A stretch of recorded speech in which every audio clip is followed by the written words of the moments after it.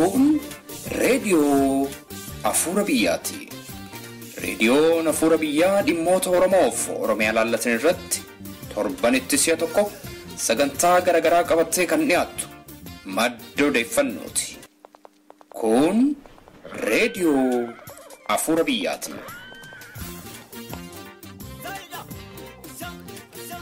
Harka fuunee attam jirtu jaallatamtootaaf kabajamtoota dhaggeeffattoota keenya sanbata duraa darbee onkoloolessa 24 bara 2015 adda bilisummaa Oromoo dhaabbilee mormitootaa afurii wajjin jechuunis adda bilisummaa saba Beneeshaangul, adda bilisummaa saba Gambeelaa, adda bilisummaa Sidaamaaf adda bilisummaa saba Ogaadenii waliin walta'iinsa tumsaa mallatteesseera.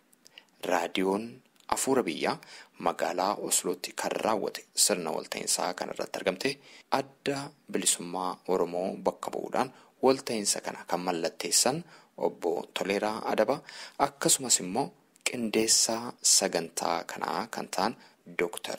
Dhugaasaa Namee waliin gaaffiif deebii gochuudhaan kan qindeessite sagantaa addaa qabattee dhiyaatteetti nu hordofaa.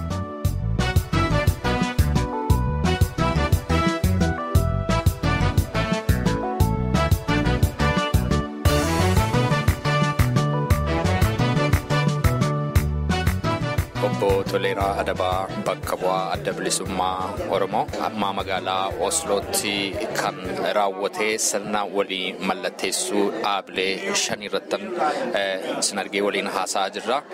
Obbo Toleeraa maayinni kaayyoo walta'iinsa dhaabbilee 5 har'aa walta'iinsa kanarraa maaltu eegama? Eessarraati immoo jalqabe walii ta'uun kun? Walta'iinsi har'aa kun har'a jedhamee kanarra irratti waltaa'ame miti waggoota dheeraadhaaf kan irratti hojjetamaa turedha. Keessumaayyuu adda bilisummaa Oromoo hariiroo ummatoota gidduu jabeessuuf obbolummaa cimsuudhaaf imaammata hordofuun 70moota 80moota 90moota keessa jaarmota garaagaraa waliin warra hedduu as jiran waliin hojjechaa ture. Yeroo sanattis walta'iinsa jaarmota lama gidduutti taa'aa ture gidduuttu sadarkaa waliin diina loluu irratti bobba'anii dargiis haa ta'u wayyaanis haa ta'u waliin lolamaa ture jechaadha. Amma kana hariiroo jaarmota gidduu daran bal'isuudhaaf kaanis hariiroo lamarraa 3, 4, 5 ta'anii walitti gurmaa'anii wal tumsuuni caalaatti jabina kan maddisiisu ta'uu hubaturraa jaarmoonni akeekaa walitti dhiyaatan wal fakkaatan cunqursaa fakkaataa dhandhaman miidhaa hamaa keessatti cunqurfamaa jiran kana walitti dhufuun gurmuu keenya jabeessa kan jedhuun walitti dhufnee akkasittiin diina irratti hojjetuudhaaf wal taa'ame jecha. Tumsi dhaabbilee kana gita kamiin bifa maaliitiin wal tumsitu maal hammata hariiroon keessan kun? Tumsi kun bifa hundaa karaa danda'ame hundaan wal gargaaruu irratti kan hundaa'udha. Karaa dippiloomaasii waan hojjetamu jira. Hawaasa keenya alaa walitti dhiyeessuu, mootummoota garaagaraa waliin hariiroo uummachuuf waliin hojjechuu, uummata keenya biyyattis akka walitti dhiyaatan obbolummaa isaanii akka jabeeffatan olola diinaatiin walitti bu'iinsa uumamu sanarraa akka of eegan gochuudhaaf bal'inaan hojjetama. Gama waraanaatiin immoo hundumtuu as keessaa kan qabsoo hidhannoo hin qabne yookiin immoo balaaleffatu hin jiru. Kanaafuu walirra immoo ni jirra. Kanaafi hariiroon keenya warra walitti dhiyaannee waliin loluu dandeenyu yoo jiraate waliin hanga waliin loluutu ni deemama jecha. Kana haala dubbee walii keessatti nama walii leenjisuu, muuxannoo wal jijjiiruu bifa waraanaatiin kan ilaalu jecha hanga sanaa deemuun ni danda'ama jecha hanga sanaatti ni deema. Gama siyaasaatiinis hariiroodhuma waliin hojjechuu, wal tumsuu, wal deeggaruu sanarratti ni hojjetama. Waliigala waan bakkinni irraa of qusatu hin jiru jechaadha. Bifa hundaan karaa danda'ame hundaan waltumsuu fi walii wajjin hojjechuu irratti kan hundaa'edha jechuudha. Akkuma beekamu asirratti walta'iinsa yookaanis tumsa kanarratti kan maqaan isaanii dhaabbilee 5 har'a garuu addanaa magaalaa Oslootti kan arginu dhaabbilee 4 duwwaadha. Bakka bu'aan adda bilisummaa Beenishaangul as keessa jirani maaliif hafuu danda'an isaan? Gaarii shanan kan walta'iinsa kanarratti argamuu qaban keessaa warri sochii bilisummaa uummata Beenishaangul hin argamne sun immoo sababa walta'iinsa kana hin feeneef osoo hin taane rakkoo teeknikaa bakka kana yeroodhaan gahuu dadhabuurraati malee ergi qophaa'e booda itti milkaa'uu dadhabuurraa hafe sababa teeknika ta'e. Haa ta'u malee guutummaatti waan asitti mallatteeffamu waan jaarmoonni walgahii kanarratti argaman arfan waan irratti wal ta'an guutummaatti fudhachuu of qophii ta'uu fi kan fudhatan ta'uu xalayaa erganii mirkaneessanii jiru jechaadha. Kanaaf yaadaaf akeeka irratti wal dhabuurraa osoo hin taane rakkoo teeknikaa yookiin immoo bakka walgahii sana argamuun akkaataatti argamu irratti waan tartiibni jala ta'eef malee yaada biraarraa miti jechaadha. Har'a Impaayera Itoophiyaa karaa garaagaraa mormaa kan jiran irratti qabsaa'aa kan jiranii dhaabbilee mormitootaa hedduutu jira. Isaan kana keessaa maaliif shanan kun duwwaan walii galuu danda'an yookaanis immoo addi bilisummaa Oromoo dhaabbilee 4 duwwaa wajjin maaliif hariiroo uume? Egaa dhaabbileen garaagaraa Itoophiyaa keessa mootummaa wayyaanee morman karaa nagaas haa ta'u karaa hidhannoos warreen morman hedduudha jiru ni beekna. Dhaabbileen kanneen akka qabu akeekaanis yookaan immoo galiin isaanii maal akka ta'e kanneen jaarmoota akka keenyaa waliin hariiroo uummachuu hin barbaanne jiru. Kanneen mirga hiree ofii murteeffachuutti kan hin amanne jechuudha.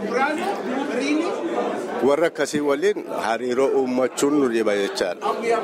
Maaliif Oromoo akka Oromootti kanneen hin beekne waliin yookiin immoo saba tokko eenyummaa isaatiin akka hin mul'anne akka hin beekamne akka hin jiraanne kanneen godhan wajjin hariiroo godhachuun nutti ulfaataa jechaadha yookiin immoo hin danda'amu.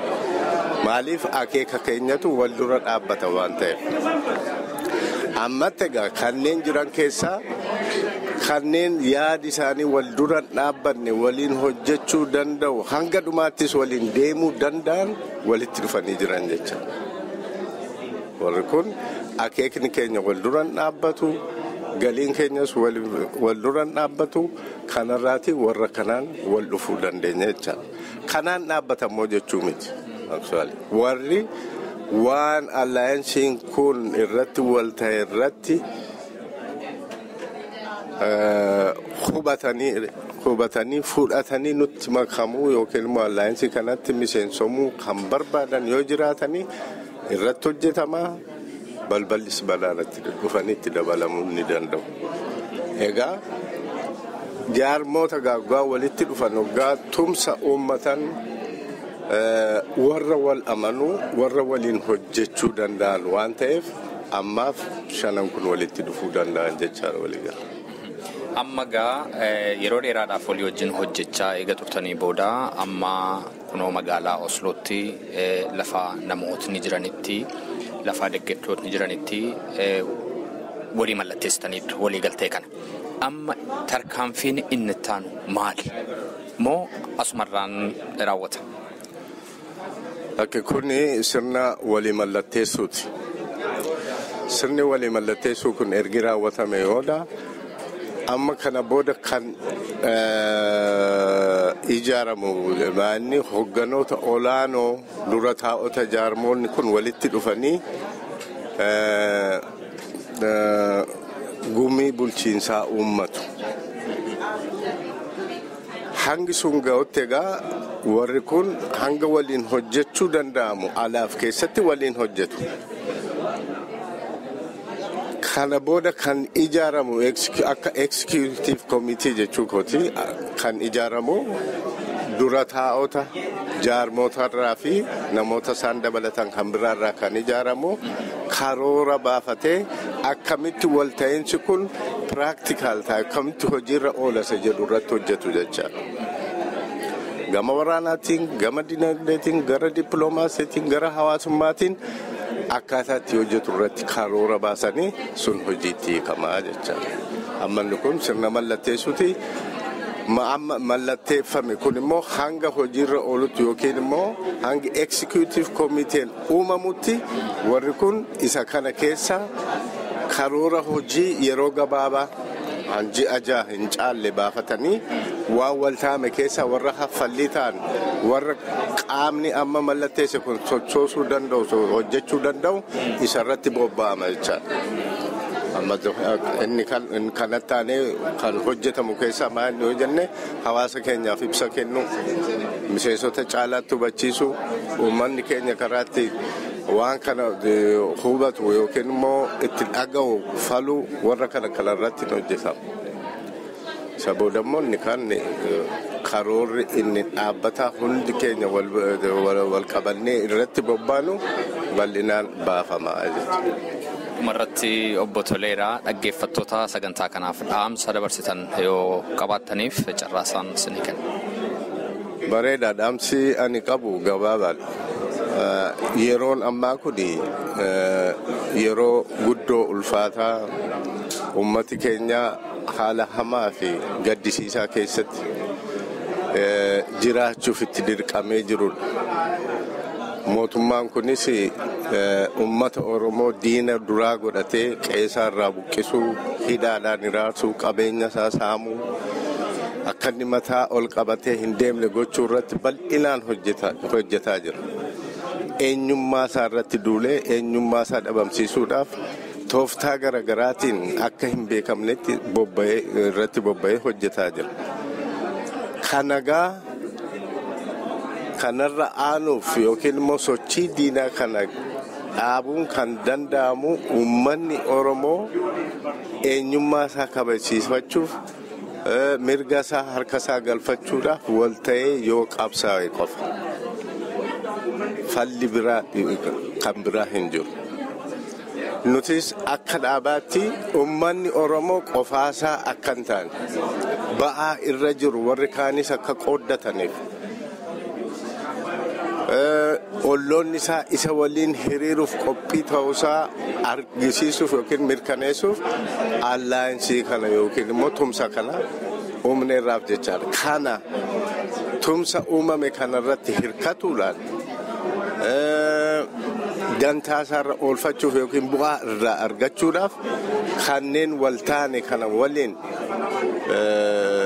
hojjechuu yookiin immoo kan irratti waltaame kana akka milkaa'u taasisuu keessatti qooda irraa eegamu akka gumaachuudhaan kananii dhaamuu barbaadu.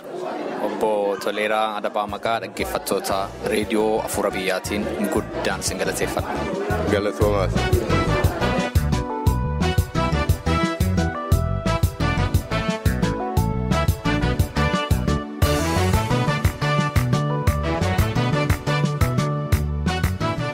Dr. Dhugaasaa Namee barreessaa koree damee adda bilisummaa Oromoo kutaas kan dheebiyaa akkasumas immoo qindeessaa sagantaa guyyaa har'aas magaalaa Oslootti ta'e duraan dursee gara reediyoo Afuura Biyyaatti baga nagaan dhuftanii jedha. Isinillee carraa kana laachuu keessaniif hedduu galatooma jedha. Sagantaa akkasii qopheessuun salphaa miti. Guyyaa har'aa dhaabbilee adda bilisummaa Oromoo dabalatee dhaabbilee 5tu walta'iinsa tumsa walii mallatteesse. Mee attam ture qopheen sagantaa kanaa eenyutu isin gargaare? Kun addan ammaa Fredsius jedhama. Waajjira nagaa biyya Norway waajjira guddaa keessatti ta'aa jira kuni. Mee kana attam ture qophiin kana qindeessuun sagantaa kana? Sagantaa kana dhaabni keenyi duraan dursa Noorweey filatee dirqama kana akkaataa caasaa dhaabaa nuu dabarse. Koreen kutaa Iskaandineeviyaa taa'uudhaanii kora kan akka qindeessu warra waayilota keenya waliin mallatteessine warra Ogaadeen wajjin waliin taane koree tokko ijaarree dhimma kanaan hojjechuu jalqabne baatii tokko ol ta'eera. Sagantaa kana keessatti dura teenyee maaltu nu barbaachisaa? Maal gochuu qabnaa ka jedhu lafa kaawwanne isaa booda gargaarsa qabeenya qabnu qabeenya hedduu nu gaafate bakka yeroon isaa gabaabaa keessattidha. Adeemsichi deemaa turuu isaa beekna. Osoloon filatamuun isaa yeroo gabaabaa ji'a tokko keessatti waan nutti himameef yeroo fi qabeenyaaf sammuu hedduu nu fudhateera. Haa ta'u garuu itti milkaa'aa jirra. Sagantaa boruun hawaasaa duwwaan nu hafee hanga ammaatti hedduu gammannee jirra. Bakki nuti arganne lachuu bareedaadha. Jila dhaabileen 5 irratti argamanii hotel Anker keessatti qopheessine sagantaa bareedaa. Jila bareedaa sa'a dheeraaf sa'a 10 hanga galgala keessaa sa'a 8 kan gaggeeffame baay'eetti milkoomne jira. Isuma achitti xumurre har'aa galmee irratti walii mallatteessan kanas qopheessine atattamaan. Irratti wal mallatteessanii ibsasee keessummoota keenya akka kutaan qopheessaa sagantaa kanaa ta'etti uummatoota Oromoo keessaa marartoo qabsoo bilisummaa Oromoo kan qaban deeggartoota keenya miseensaa alatti jaarmiyaa hawaasaa keessa jiran hundaaf xalayaa barreessinee kan afeerree jirra. Isaanis hangi guddaan irratti argamaniiru sanaanis hedduutti gammannee jirra. Kanaaf qabeenyaanis yeroodhaanis waa hedduu nu gaafata ture itti milkaa'aa jirra jechuun barbaade gabaabse. Yeroo maree bal'aa ture jechuudha wal ta'iinsa kana fuulduraasuma magaalaa Osloo keessatti. Jilli adda bilisummaa Oromoo fi dhaabolee arfanii karaa keessumaa warri Benishaangulii qaamaan argamuu hanga dhumaatti yaallee hin dhufu jedhamee eegamaa ture. Akkuma har'a walgeerratti ibsame isaan hin mijatiin malee jilli jaarmiyolee arfuun gaafa 21 galgala as galame 22 guyyaa guutu sa'a 10 hanga 8tti isa galmeelee har'a irratti walii mallatteeffame press release bahee declarationii dhaabbii isaanii kan ibsu kan dubbifame hunduu kan itti xumurame kaleessadha irratti kan hojjetamaa ture koreen keessa ture hin jira garuu irra caalaasaa kan har'aaf akkasitti bareedee dhufe egaa jillee hundi wal gahee marii bal'aa godhamee waan xumurameetidha. Gargaarsa isin mootummaa biyya kanaa biraati argattan jira dhimma kanarratti? Gargaarsi nuti biyya kanarraa arganne jennu bakkoota kana kan nuti qabne maqaa adda bilisummaa Oromooni. Yeroo jaarmiyaan fakkeenyaaf manni kun mana nagaati jedhama akkuma tu jettee Fireeduus jedhama bakka beekamaa seenterii nagaa irratti hojjetu. Akeekni tumsaa amma dhaabni keenya taasisellee nagaafi. Nagaa waaltessa, nagaa bu'uura qabeessa, nagaa boruuf ta'u saba Oromoo fi saboota biroofis keessumaa akka saboota cunqurfamoo wal faana taanee nuti nagaa uumuu dandeenya, nagaa buusuu dandeenya biyya sanaaf jenna. Kanaaf dhimma kanarratti mana nagaa keessatti nuti illee dhimma nagaa haasa'uun baay'ee sagantaa keenya miidhagina kenneera. Miidhagina guddaa kenneera. Akeekas qaba yeroo bakka filannee keessumaa bakkoota qaqqabaman hunda isaanatu qabe hamman dandahetti loojistikaalii yookaan mijatinnaa fi ergaa qabeessa akka ta'uuf haala amma dandahetti qindeessee jiraachuudha. Kanaaf dhimma nagaa yeroo haasofnu bakkuma nagaa yoo jedhames bareedaadhaan jedhuuf akkasiin itti milkeessuu yaala jechuudha. Amma wal ta'iinsi ta'e kun mallatteeffame kun nagaa guutummaa gaanfa Afrikaa keessumaa immoo nagaa biyya keenyaatiif hammam gumaacha gochuu danda'a naan jettu? Nuti akka Oromootti uummata nagaa qabu, uummata nagaa jaallatu. Yeroo wal arginullee nageenyadha wal gaafanna. Kanaaf uumamumaanuu uummanni keenya uummata nagaa jaallatu, uummata nagaa qabudha. Haa ta'u garuu haalli dhufaa darba koloneeffatootaan uummata keenya irra gahee nagaa keenya booressee jira. Nagaa biyyattiis booressee jira. Nagaa kana deebisnee biyya sanaa bu'uura qabeessa kan ta'u fiduu fi uummanni Oromoo keessattuu hoogganni keenya adda bilisummaa Oromoo gahee guddaa qaba. Yeroo kana jennu uummannoonni saboonni cunqurfamoo nu fakkaatan warri ollaa keenyaan waliin jiran yeroo itti hooggansa adda bilisummaa Oromoo jaarmiyaa keenya eeganidha. Maaliif uummanni keenya uummata ollaasaa wajjiniin uummata nagaa qabaa ture, uummata aadaa bareedaa qabu fuudhee guddifachaa fakkeenyaaf maqaa dha'uu hin dandeessaa moggaasee oroomseesee waliin nama uummata jiraachaa turedha. Kanaaf uummata nagaa qabu nuti. Hannagaa keenya booresse warra aangoo warra jiraa amma warra jiraachaa ture qabeenya keenyaaf waa hunda saammachuuf nagaa keenya nu dhorkanii nagaa ollaallee dhabanii jiru. Kanaaf yoo warra ollaa keenya wajjin wal taane akeeka barbaannu isa fuula duraa. Fedhii uummata Oromoo mirga hiree murteeffannaa uummata Oromoo mirkaneessuu sana nagaa yoo jiraatedha. Nama nagaa qabutu egeree isaa yaadachuudha. Kanaaf hundee qabeessa ta'a. Bu'uu gahee guddaa kennuu danda'a jenna akka ilaalchaa kiyyaa fi akka amantaa dhaaba kiyyaatti. Amma har'aa walta'iinsi kun mallatteeffameera. Ibsi barbaachisaa ta'e namoota asitti argamaniif kennameera bakka bu'oota dhaabbilee dhimma kana keessatti hirmaataniitiin. Maali sagantaan guyyaa borii itti fufee jiru? Sagantaan guyyaa borii jiru har'a kan sagantaa mallatteessuu kanarratti kan argaman uummata hunda miti. Deeggaraa hundas miti. Kan kutaan adda ABO Iskaandineeviyaa keessummoota kabajaa jedhee afeere. Fi akkasumas warri waayilli keenya Ogaadinoonni akkasuma manni keenyas xiqqaa waan ta'eef namoota muraasadha kan nuti afeerre. Garuu uummanni bal'aan uummanni Oromoo deeggaraan adda bilisummaa Oromoo miseensa adda bilisummaa Oromoo uummanni kaanillee haala dhimma tumsa uumame kanarratti gaaffii yoo qaban ibsa bal'aa yoo barbaadan tumsallee yoo deeggarsa tumsa kanallee yoo gochuu barbaadan bal'inaan boruu hawaasaaf ibsama. Galgalli aadaa ni jiraata. Artistoonni akka Muktaar Usmaan, Haayiluu Kitaabaa, Tottobaa Taaddasee, Joon Abbaate immoo gama keenyaan qophaa'aniiru. Kanneen waliin tumsa uumnellee qaamaan argamuu baatanillee aadaa isaanii kan calaqqisu karaa DJtiin. Waliin dhiichisamaa fuula galgalaa tokkummaa cimsuuf wal baruu waliin ibsituuf tumsuma uumsa kana hojiitti hiikuu fi wal faana galgala aadaa isinii qaban jechuudha. Dr. Dhugaasaa Namee maqaa dhaggeeffattoota reediyoo Afuura Biyyaatiin guddaan isin galateeffadha. Isinillee sagaleen Afuura Biyyaa akka dhuunfaa miseensaatti ta'uu baatame akka jiraataa magaalaa Osloo keessatti atillee kabajaan affeeramtee kabaja kanaan illee dhufteen waliin kana waraabdee uummata deeggartoota yookaan dhaggeeffattootaaf dabarsuuf carraa nu laattee hedduu galatoomee jechuu barbaadamtillee.